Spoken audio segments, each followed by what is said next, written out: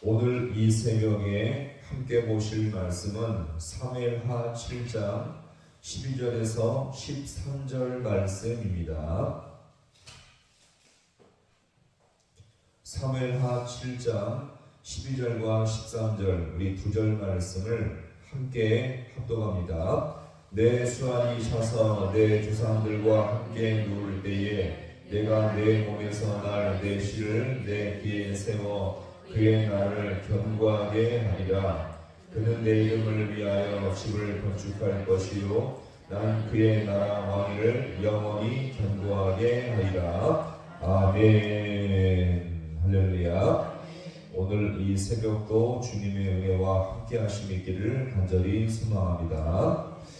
하나님께서는 다윗이 하나님의 집을 짓겠다는 것을 거절하셨지만 이 다윗과 언약을 맺으면서 비교할 수 없는 놀라운 축복을 약속해 주었습니다. 이제는 이 다윗이 떠돌이 신세가 아니라 안정적인 장소를 줄 것이며 그 장소에 평안과 안식을 약속해 주었죠. 그리고 하나님께서 이 다윗의 집을 지어주시겠다고 친히 약속해 주신 것입니다. 여기서 말하는 이 다윗의 집은 무엇을 말하겠습니까? 단지 다윗 자신만이 아니라 그의 가족을 포함해서 더 나아가 나라와 민족 후손들까지 복이 되도록 주님께서 역사해 주겠다는 것입니다. 이것은 다윗에게 있어서 정말 상상할 수 없는 엄청난 은혜와 복이었죠.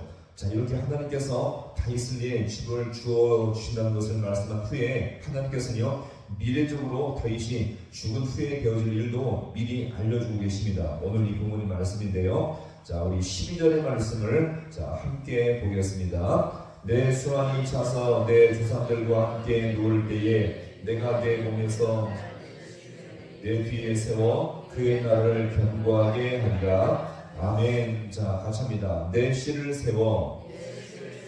자, 지금 다윗이 왕이 될 때 나이가 30세였습니다. 그리고 이 다윗은요 앞으로 40년간 백성들을 통치하다가 하나님의 사명을 마치고 죽게 되어집니다. 자, 그래서 이렇게 다윗이 70세에 죽게 되어지는데, 자, 하나님은 벌써 이제 이 다윗이 40년 이후에 죽은 이후에 되어질 일을 주님은 미리 알려주고 있는 것이었죠. 자, 그래서 이 다윗이 죽은 후에 자, 누구를 세워서요? 너의 씨를 세워서 나를 견고하게 하겠다는 것을 말씀해 주었습니다. 이 말은요 세 가지 관점으로 볼 수가 있겠습니다. 첫 번째, 다윗의 씨는 다윗이 죽은 후에 그의 뒤를 이어서 왕위에 오를 모든 왕들을 말하는 것으로 우리가 볼 수가 있겠습니다. 실제로 다윗 왕조가 대를 이어가면서 나라들이 점점 더 견고해지게 되었죠. 두 번째로 더 구체적으로 본다면은 이 다윗의 아들들 중에서 가장 왕위에서 가장 최고의 왕위를 누렸던 사람이 누구였습니까? 솔로몬이었죠. 따라서 이 다윗의 이 너의 씨는 솔로몬을 말하는 것이라고 볼 수 있겠죠. 실제로 다윗의 아들들 중에서 이 솔로몬이 왕이 되어 이스라엘을 가장 견고하게 세워지게 됩니다. 자, 그리고 이 솔로몬을 통해서 성전이 건축되며 전무후무한 강력한 나라를 세우게 되는 것이었죠. 자, 그 다음에 세 번째로 더 멀리 본다면 내 씨라는 것은요 온 세상을 은혜와 통치로 역사하시는 예수님을 말하고 있는 것입니다. 그래서 12절 하반절을 가만히 보시면요, 자, 그의 나라를 어떻게 세운다고요?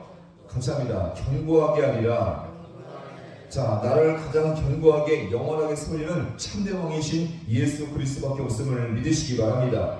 자, 그러면서 이어지는 13절에서 보시면요, 하나님께서는 그 다윗의 후손이 그 집을 짓게 될 것이라고 말하고 있는데, 자, 우리 13절 말씀을 또 함께 보겠습니다. 그는 내 이름을 위하여 집을 건축할 것이요 나는 그의 나라 왕위를 영원히 견고하게 하리라. 아멘. 또 같이 합니다. 내 이름을 위하여.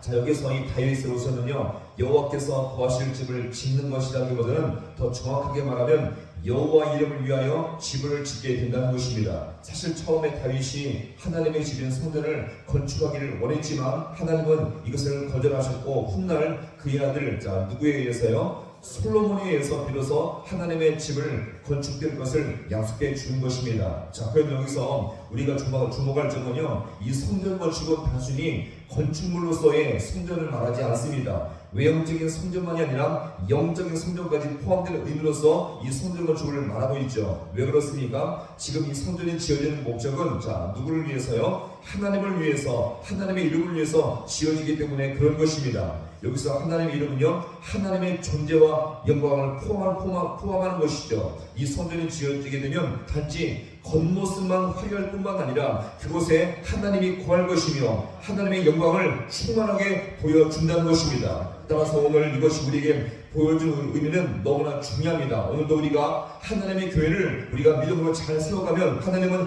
이곳에 임재하시며 당신의 영광을 충만하게 부어줄 줄로 믿으시기 바랍니다. 바로 하나님의 교회가 이런 충만한 영광을 맛볼 수 있는 가장 중요한 장소가 될 수 있음을 믿으시기 바랍니다. 따라서 우리는 오늘 우리가 이 교회에서 이런 하나님의 은혜와 주님의 영광을 사모하시며 주님의 영광이 임할 수 있기를 늘 기대하며 주님께 나올 수 있기를 간절히 소망합니다. 구약의 성전이 오늘날 교회라고 본다면 이 교회는요, 하나님의 기쁨이 충만하며 당신의 영광이 깃드는 곳임을 우리가 늘 기억하시면서 오늘도 함께 모여 예배하는 모든 신령 가운데 하나님의 영광을 충만하게 맛볼 수 있는 우리 모두가 될 수 있기를 간절히 소망합니다. 바로 이렇게 주님의 영광을 교회 안에서 맛보는 자들이야말로 가장 복된 자요, 천국의 맛을 미리 볼 수 있는 중요한 자임을 늘 기억하시면서 우리가 교회에 나올 때마다, 예배할 때마다, 기도할 때마다 하나님의 영광과 주님의 임재를 맛볼 수 있는 우리 모든 성도가 되어서 영적으로 매 순간 승리를 맛볼 수 있는 우리 모두가 될 수 있기를 주님의 이름으로 간절히 축원합니다.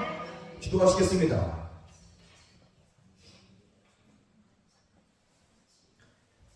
하나님 아버지, 은혜와 사랑을 너무나 감사드립니다. 주님께서도 아버지여 이 다윗과의 언약을 통해서 주님의 귀하신 영광과 하나님의 임재를 약속해 주었던 것처럼 오늘도 주님의 몸된 교회 안에 주님께서 약속하셨듯이 하나님의 임재와 당신의 영광을 맛볼 수 있는 우리 모든 귀한 백성들 되게 하여 주옵소서. 하나님 아버지, 우리 마음속에 사모함을 주님께서 허락하여 주셔서 예배할 때, 기도할 때, 말씀을 들을 때마다 우리가 주님께서 다시 한번 주님께 나올 때마다 그 주님의 영광과 하나님의 임재와 주님의 역사하심을 맛볼 수 있는 우리 모든 귀한 백성들 되게 하여 주셔서 인생의 어떤 아버지 여러 가지 문제와 아버지 어려움이 있을지라도 우리가 이것 때문에 포기하지 아니하며 아버지 쓰러지지 아니하며 주님께서 아버지여 역사하실 것을 늘 기대하며 하나님의 영광 가운데 더 충만하게 또 우리 모든 믿음에 서줄 수 있는 우리 모든 귀한 백성들 되게 하여 주옵소서. 아버지 주님 앞에 복된 주일을 아버지 맞이합니다. 주님, 우리 모든 신령과 하나님의 교회 가운데 주님께서 찾아와시고 당신의 영광을 보여주셔서 우리 모든 성들이 더욱더 주님 때문에 감사와 영광과 찬송을 돌릴 수 있는 복된 주일 되어지게 우리 주님께서 함께하여 주옵소서. 모든 것 주님 앞에